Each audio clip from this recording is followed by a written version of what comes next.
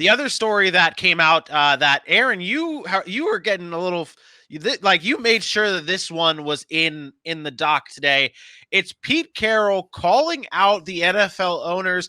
Schefter reported saying that he just went off in the GM's meeting, and this is something that Pete Carroll felt very strongly about. He was saying you can do anything, but until owners get to know these candidates before the actual interviews and understand that they have to hire people who are different than them, it's not going to really change. He went off in those GM's meetings.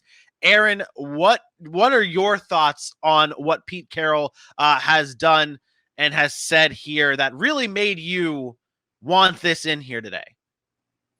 I applaud him because we see far too often that we, and I'll say this as being a black man, we as black people always look to those black athletes and say, stand up, have a voice, speak out. But what we fail to do is also call on those white America, those people to stand out, all the white coaches in the league who coach black players, who have great relationships with black players, to stand out and say, hey, we need a change. Our league is 70% black. So putting people in power that are black, that have common goals, that can relate to these players, it makes sense. And that goes all the way up the pipeline. So for the oldest coach in the NFL, the oldest, right? So Pete Carroll has lived through a lot and seen a lot in this world. The oldest coach in the NFL to stand up to owners who are just as old as him, maybe a little bit older, and say, hey, you guys need to wake up and see what's going on in this world, and nothing's going to change until you're willing to change.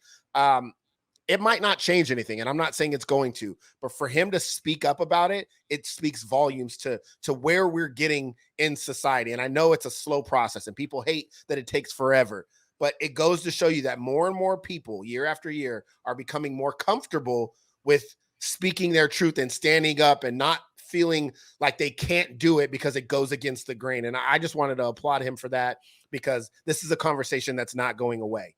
We got the lawsuits going on, which I honestly don't necessarily agree with all of what the black head coaches are doing. I more so want the conversation to start and to put these owners in uncomfortable situations where now you have to look at a Pete Carroll, who's a Super Bowl champion, one of the most revered coaches in the NFL right now. He's well respected. And now you have to say, do we now put him on an island? Are we upset at him? And some people say people are upset at him, but it puts them in an uncomfortable situation. And I want that pressure to be on the owners because it forces them to really think about things before they actually do it. AJ? Yeah, I mean, not much to tack on. He's absolutely right. It's a good step that we are having a white coach step out and speak. And I think the next step is to do things like Bruce Arians did. After you speak, show it. Hire yourself, hire black assistant coaches, put them in the position to be the next guy. And as a matter of fact, Pete Carroll, as you said, oldest coach in NFL, he's not going to be there forever.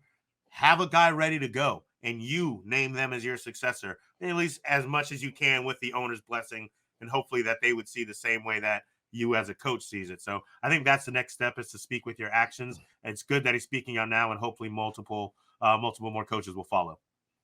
Yep. Agreed.